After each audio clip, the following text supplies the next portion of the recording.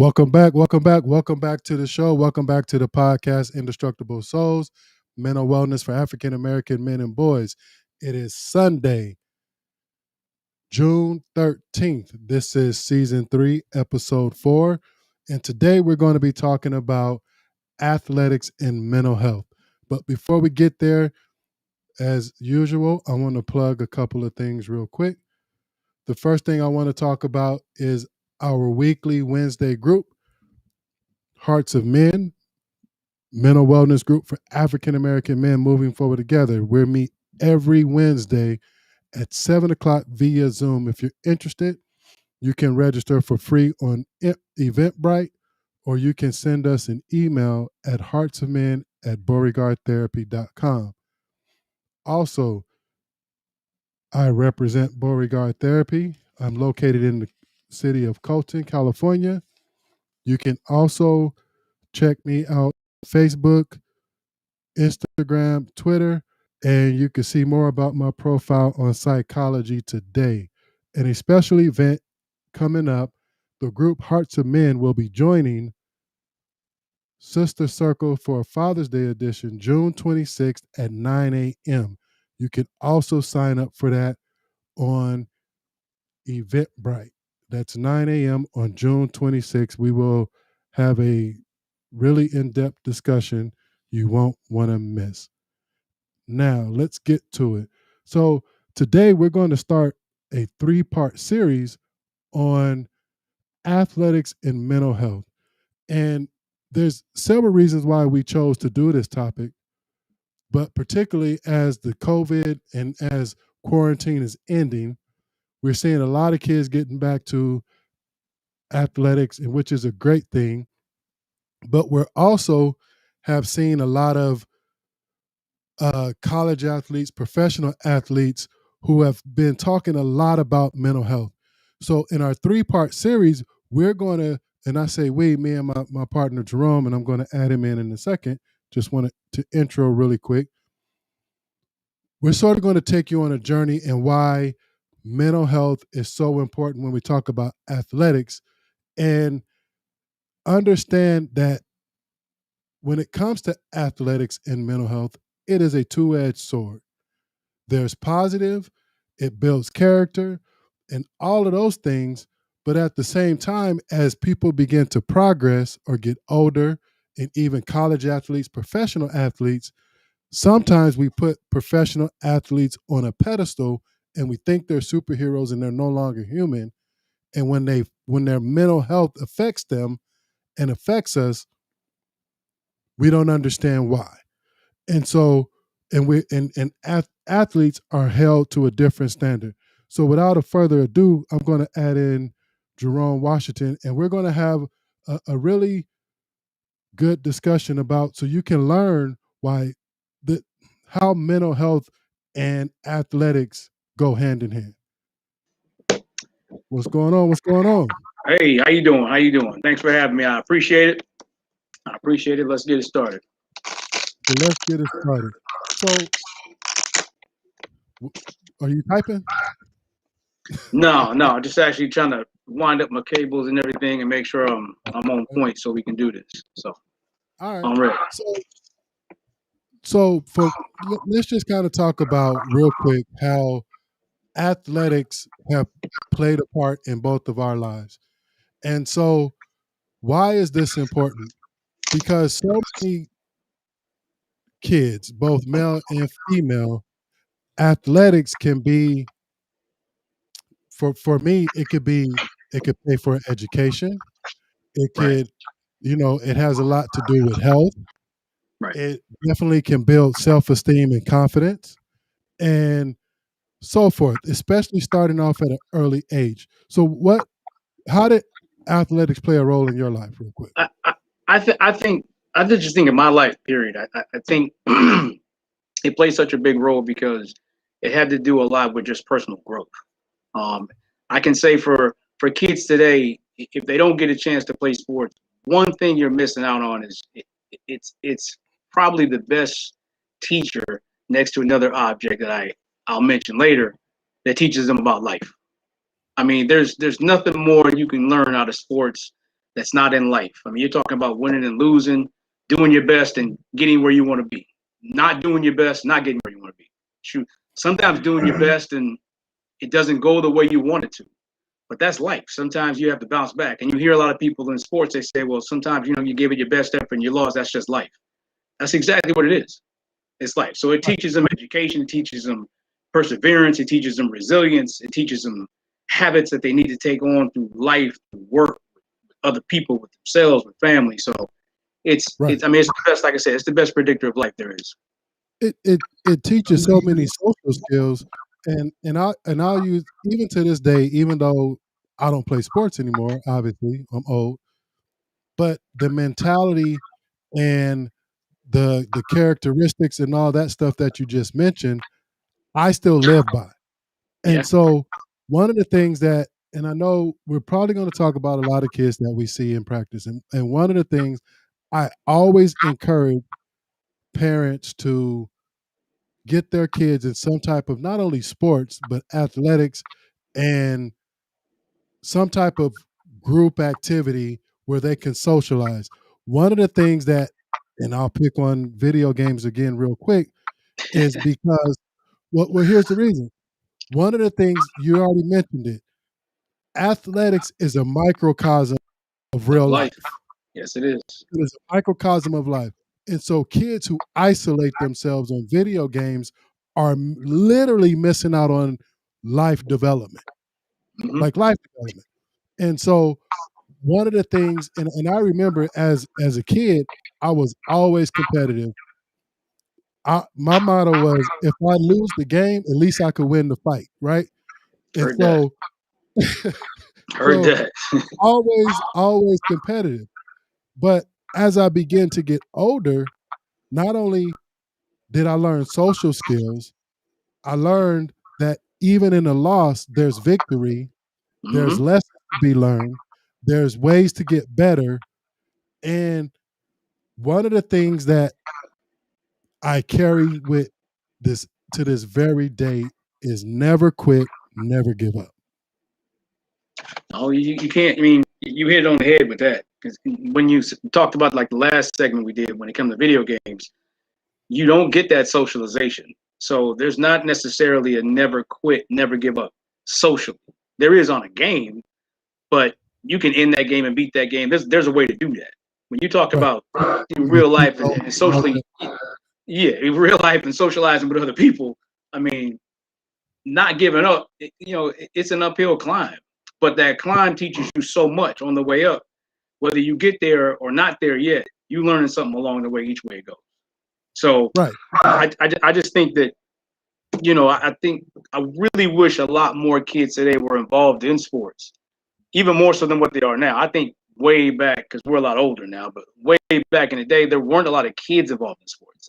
I think there are more kids involved in sports now, but I don't I don't know if they're involved necessarily for the right reasons, or like what you're talking about. Some of the other issues keep them out of it. It could be educational issues, definitely could be mental health issues, um, could be socioeconomic issues.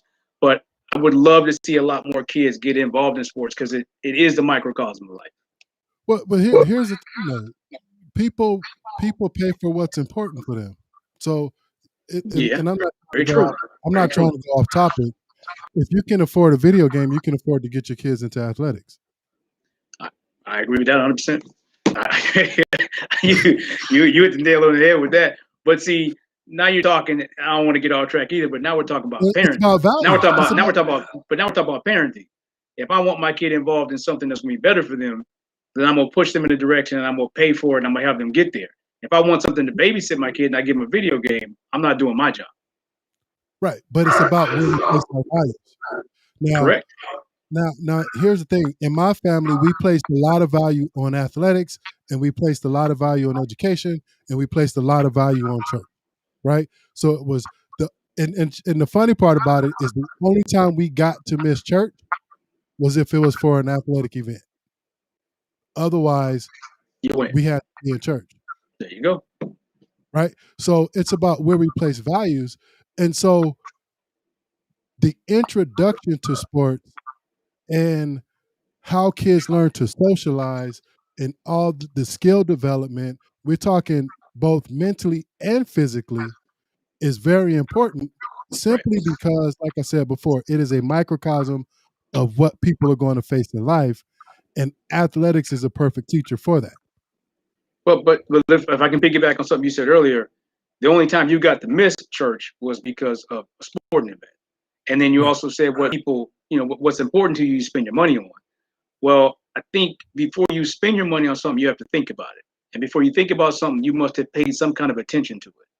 So when Right. it comes down to what we're discussing, like it's mental health and sports, when you have some of these people today, and especially our youth that are having mental health challenges or mental health issues that they're either developing or they already have, and you as a parent know that, or you as a parent maybe have an idea about it but don't see it. You know, using sports as the therapy agent or the agent of resolve for that can be a couple of things. It could be Okay. positive. It could be positive. It can help. Sports actually helps a lot of kids with ADHD. I mean, one of the best basketball players ever, or the best basketball player had, was diagnosed with ADHD. There's a lot of Right. football players diagnosed with ADHD. There's a lot of football players diagnosed with depression and anxiety disorder. But you don't Right. hear about those things. But Well, with these kids to do that, you know, if they have that situation, sports can help them out. If you use sports to hide that, that's going to be detrimental for that kid because, like you said, since it's a microcosm, that kid has to interact with coaches, with other players, socially, right. and that's going to be tough. It, when you said you mentioned hide that, what do you mean by that? When I say hide that, I mean over. How do I want to better describe? Maybe overcompensate. Maybe kind of hide it under the rug. Slide it under the rug. Utilize something else to kind of cover it up so everybody doesn't see it, but this individual is dealing with something. And with youth, it can come out in the sense of anger. It can come out in the sense of aggression. It can come out in the sense of withdrawn. A lot of kids can shut down when they have some issues. A lot of kids can act out in anger. So some parents would say, put them in football. Put them in a sport that's more aggressive. Well, you can do that, and they may take their aggression out on people, but then it becomes maladaptive, and it comes out in a way where they might really try to hurt somebody outside the rules of the lines. You Right. know, and that's But when it becomes a problem. I think that when we get there, that's further down the line, and because that's a very complex thing. And I think Mm-hmm. most parents, when kids have depression, ADHD, anxiety, and Yep. they're putting their kids into a sport, I think most of them have the intention of using it as a coping skill, which Correct. Which is a which is good thing. Which is a which good is thing. absolutely a good thing. However, you're right, when it's misused, or when the kids don't excel at it, then what? Well, that's when the mental health issue may stand out. So when they are involved in something and it starts to stand out, and they may not necessarily know how to deal. They might not necessarily know how to cope. Pressure might get to be too much for them. Maybe they didn't turn out to be as good as they thought they were, or as good as you told them that they were. You Right. know, where do they fall back on? Where do they fall back to for support? The parent's going to just possibly push them back out there. Hopefully, that parent will bring them in and kind of teach them, hey, listen, some things are going to go your way, some things aren't. That's sports. But what is Right. this mental health component? I mean, what is it? Let's find out what it is, because if we can address that, we can either address it and deal better with it, or address it and resolve it, so the sport and the athletics can come out more, and that mental health issue can be resolved or dealt with better, so it doesn't hinder itself or hinder the sport. Right. And so there's so many directions that we could take this. Mm-hmm. And so I want to stay online. The intro before I change the subject, the introduction of athletics, what would be a good age to start getting kids to help build this character? What would be a good age? I would say the age isn't the number isn't necessarily the factor. I would say Okay. when a kid can actually play a sport athletically and physically, when they're able to do something correctly, not wrong, when they're able to do it correctly and adequately, get them involved. Get them involved. That's going to boost their confidence. That's going to boost their self-esteem. That can actually help parenting in a lot of ways.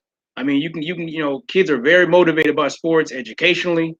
I mean, that's actually where you can teach the education component right off the bat.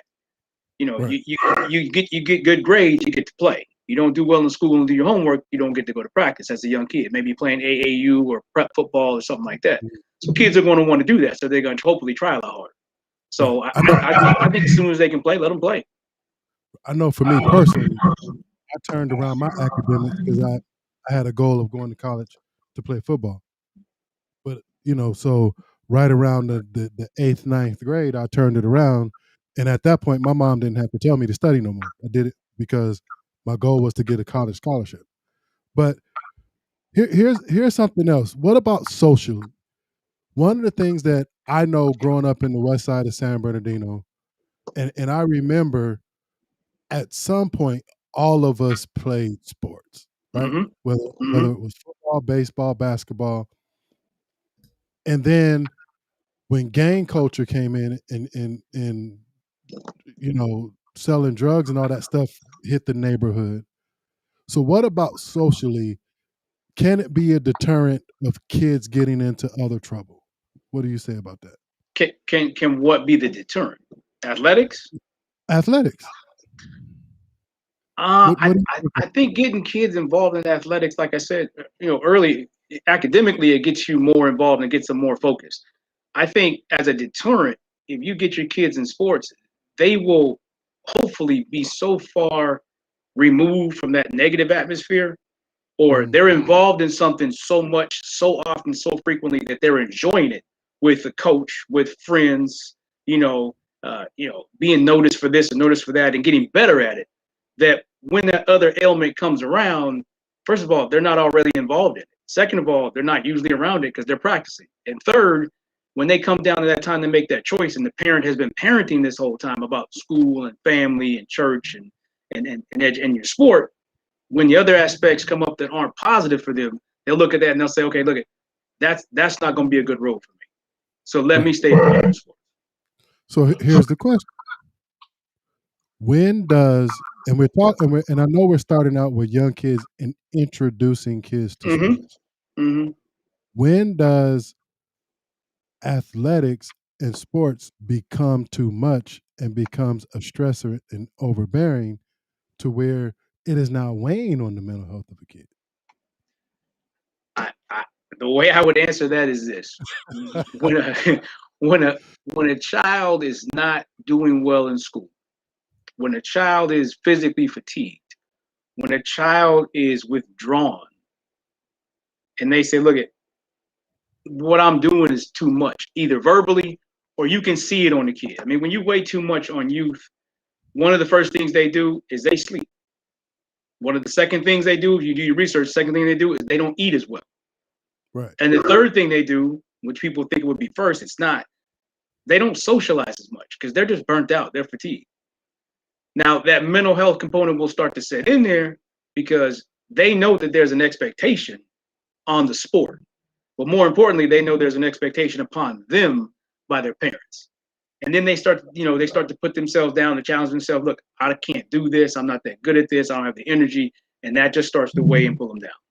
Right. So sometimes maybe either too soon or for whatever reasons, Mm-hmm. the sport becomes overbearing Right. and it becomes more important the The to the parents. parent.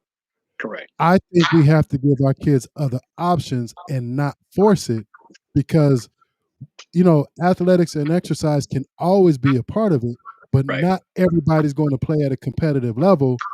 So we have to make sure we're giving options and paying attention. So Agreed. where the Agreed. sport, even at an early age, because there's certain sports like tennis, like golf, even basketball. Well, I guess all of them, minus football, that kids can get to a certain competitive level where at a very early age people are already talking about professional and that they're Oh yeah. ready for that next level, especially Oh yeah. tennis and golf. Yes.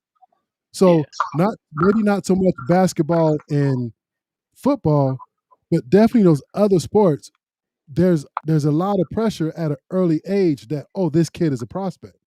But what happens when it becomes more important to the parent, and then now I'm at such a competitive level, and maybe this isn't what I want to do.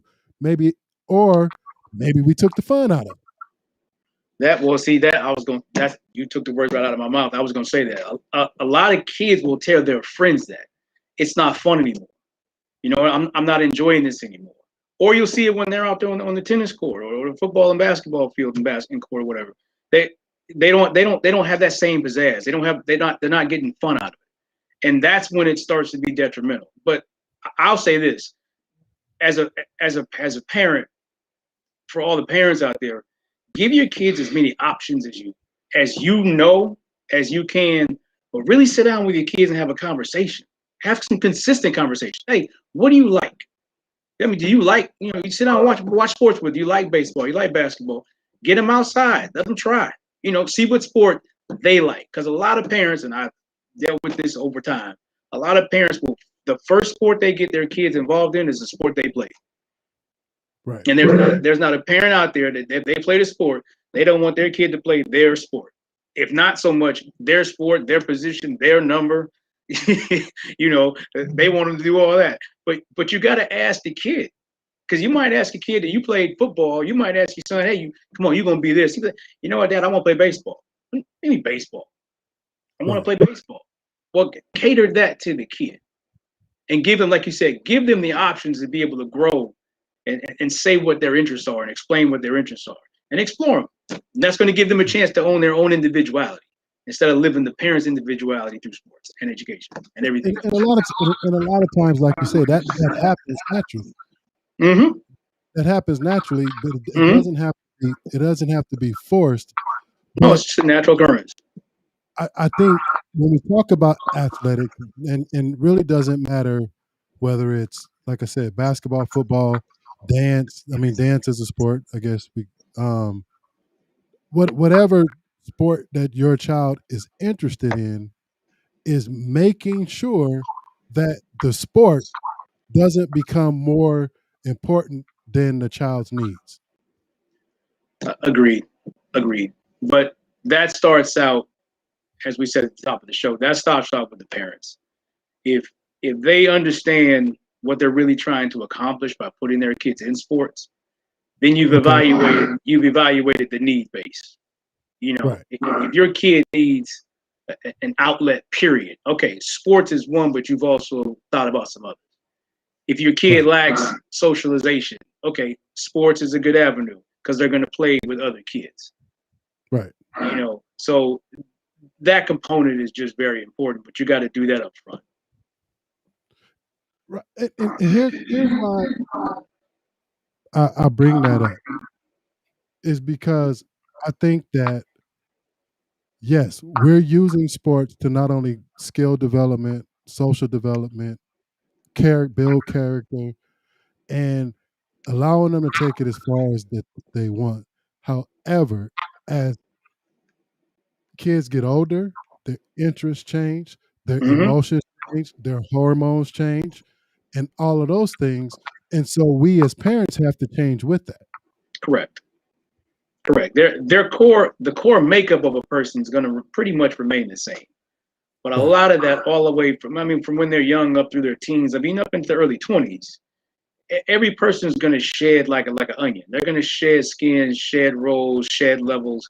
But just because they shed something, they're going to add something to it. Right. And everything that parents have taught their kids from a young age, that they take what you teach them up into a certain point. Then they take what you've taught them up into a certain point, probably around 8, 9, 10, and they hit middle school or they hit that seventh, eighth grade mark. And then they take everything that you've taught them and kind of compare it with their social network. And some of the social network they're going to take and keep. Some of the stuff you taught them they're going to take and keep. And then they take that into their early 20s. And what out Right. of that mixture really forms visual at that point. So Right. when we go back to the core of it, talking about mental health and mental wellness of young kids and sports, hoping as a parent, hoping to get your kid involved in sports, I hope each parent evaluates the mental abilities and the stability Okay. of their kids, because putting your kid in a sport, they're going to be out there at some point by themselves. The Right. parent's not going to be out there, so that kid's going to have to go through a practice process a performance process in practice, but also perform in a game setting. Right. So are they mentally tough enough for that? Do they want to do that? Or is that something you want them to do?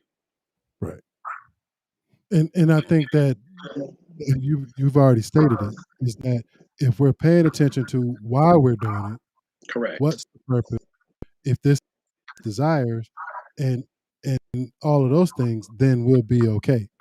And I think that as we introduce kids to athletics, understanding that it's still about the kid, right? Correct. There's It's always there's about the all, kid. It's always right. about the kid. There's all of these things that we've already mentioned, and I want to put it in a nutshell before we end this particular um, first part of this series. I want to put some things, in play in terms of, we can outline some things. However, as people begin to grow, as people begin to change, and we talk about athletics and mental health, I cannot stress that it is a two-edged sword. And we're going to get more into this, where it is about development, it is about building character, but it also can affect a person's mental health, especially when they're not performing well, especially when they lose their identity as a person, and now they're only being seen as an athlete, and you have to perform at a specific level or you're no good. No, I'm glad you said that because this point is that I'm going to try to make here echoes that hopefully, if I can deliver it the way I want. Um, Children will come out, youth will come out, and when it comes to sports, they will come out and show you basically two things. They'll show you their parents and their home environment, and they'll show you what they've learned about themselves until that point. Right. Some kids will come up to you and tell you, I can't do that. I'm not good at that.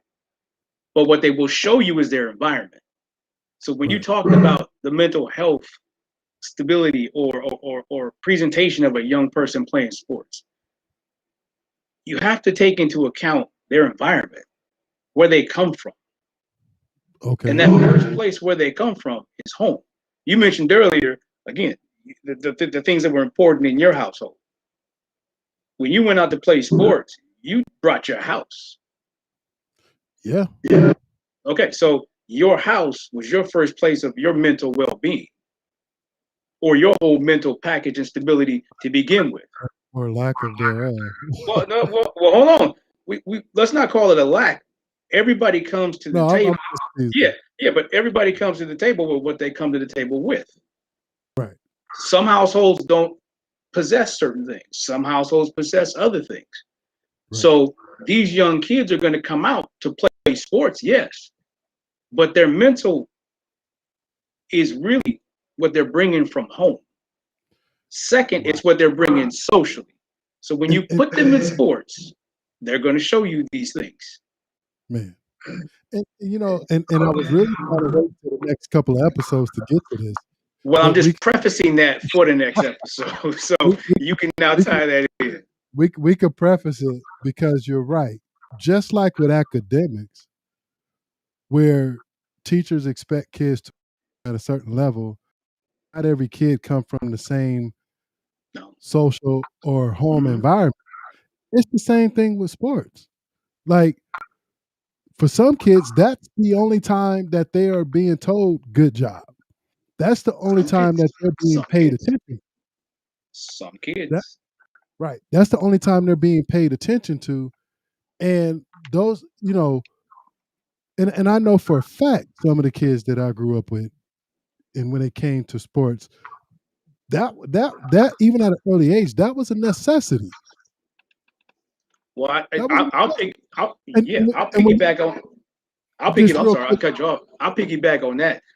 You, what you said. If you look at it this way, some kids need good job, way to go, because they don't get that at home. So they absolutely thrive on it from practice. right. But when they get home, they suffer because it stops. Right. Some of them who are in a sport that they don't want to play or not good at, or maybe it's just not working out. They get good job at home, but they get to practice the sport that the parents want them to play, that maybe they didn't choose, or maybe they did choose. And Right. they don't hear the same thing they hear at home. That doesn't mean home is wrong, but this kid is not able to take a practice session or a game or something where he's not told good job. He's used to hearing it. How Right. how are they going to process this? How's a young girl going to process this? How's a young man going to process this? Maybe they drop out. I've seen some of for myself and my kids and Mm-hmm. nieces and all that stuff. We try to be encouraging, but then all of a sudden that sports arena, so to speak, they're not being praised. That weighs on the mental health. It, well, They're, they're well, not being told a good job. They're being told they're not good correct, enough and all that stuff. So correct. so now, go Yeah, ahead. I mean, correct. And you don't even have to tell them they're not doing good enough. Just not getting the praise at home that the coach was given. Right. I come home and I'm like, okay, I'm listening, I'm waiting for it. And maybe the parents went to practice, and when they come home, the kid doesn't hear it. They're like, well, maybe my parents aren't that happy. Or, like where we grew up, there's a lot of kids who go to practice. Your parents don't even go to practice and seldom even go to games. Games.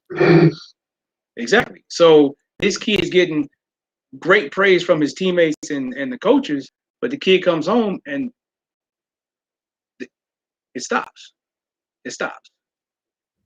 So how do they develop an identity? Like there's a lot Right. of talk in mental health about identity issues and role conflicts and things like that. Your identity is established when you're young. You Yeah. develop it and work on it as you grow, but it's established when you're very young. Very young. Right. And so here's and we could go back and forth on this because, like I said, we have two more shows, and just to let the people know, we're sort of starting out with the intro of athletics. Then we're going to talk about high school, well, middle school, high school, college, and then professional level in terms of how mental health is affected by athletics and so forth. What are some of the things, some key points you want to leave with the folks that we talked to today? Just real quick, and then I'll add to it. I just a couple of key points I would hit on is really really giving your children a chance to be themselves. Give kids a chance to be themselves and get them into something that they would like to get into. And that's first and foremost. And second, as far as their mental health is concerned, give them that outlet in athletics, but make sure you're around them to get that real outlet from them about what they're getting at home or what they're Right. getting socially and what they're getting from athletics. Be that sounding board and a pin cushion for them so they can bring home to outside and outside back to home. Because if you Right. don't give them both sides, they're going to choose one eventually. Right. And what I would add to that, especially for younger kids, make sure it remains fun. Correct. I knew how many fights we would see of parents at baseball games, football games, basketball games. Mm-hmm. Look, I get living vicariously through your kids, but nobody got drafted out of damn pee wee football. Make sure that it remains fun. Make sure that it remains. I personally don't believe in that, should all kids have a good experience? Sure. But, nowadays everybody gets everybody should get a trophy. But that the whole thing where till a certain age, it's really non-competitive. Okay, I get it. It is what it is. Making sure that it remains fun, but also make sure that your motive for including kids into athletics is positive or correct. I don't know if I want to use the term correct, but That's positive is right. because athletics is a microcosm of society and what they're going to face in society. And just making sure it remains fun, making sure you stay involved, making sure that they remain balanced, and that it plays a positive role in their development, not a negative role in their development. Agreed. Agreed. Any Just and any final? Go ahead. no, I would just add, just like you said, make sure it's balanced, but make sure there's a goal that they understand that it's playing sports is not just about sports. Right. Please teach them early that sports is going to teach you a lot about other things as well. You Absolutely. know, you're gonna build friendships, you're gonna build relationships, you're gonna learn how to get through tough times, you're gonna learn how to win, with respect and pride. You're gonna have to lose the same way. Right. But at the same time, you're gonna learn a lot about authority. You're gonna learn about respect. You're gonna learn a lot about limitations. And Absolutely. as we get into this, talking about mental health later, boundaries. These kids are gonna learn boundaries. Some of these kids don't have boundaries at home. Right. So, You know, you it's funny because a lot of the kids, especially boys that I see in my practice, they I'm gonna continue to pick on video games, but zero boundaries. They don't have boundaries, and that's part of it. And here's the thing: we'll say they're 8 or 9, will compete with a 5-year-old, Mhm. 5-year-old sibling to take stuff away, and will cry or get upset because the 5-year-old has something. Put him in sports and let him get something taken away from him and see what happens. He's gonna have to No, I, develop. He's gonna have to yeah. regulate the emotion. Uh-huh. And see, like we said earlier, that home, that home is the first place he learned Right. either to do that or not to do that because he has some kind of guidance. Put him in sports to see what happens. Well, here's the thing: if you put that kid that you just described in sports, he's going to act that same way, but the Right. environment and the outcome is not going to be the same. The environment's gonna he's gonna have to adjust or not. Now, So when we talked about earlier, how's this young person going to develop? well, And that leads you into your next segment. right. So we're gonna cut it off there. Like I said, this is a 3-part series. And I think it's very important, especially as we're coming out of quarantine. I see a lot of kids signing up for football or getting ready for football and things like that. And signups are happening and so forth. So I thought this would be a good topic, but also what we're seeing nationally in the media is these high level, world class athletes shining a light on mental health, and that's where we're going to end up in our 3-part series. Yeah. Is how the mental health is, even as star athletes, and we're going to get there. So before we go, any final words, young sir? No, I have no final words. Thanks. It's been good. I look forward to the upcoming shows because we have a lot to touch on, and just to connect the dots for everybody. So I hope everybody tunes in and continues through the whole series because it's going to be fantastic. So just tune in. Absolutely. So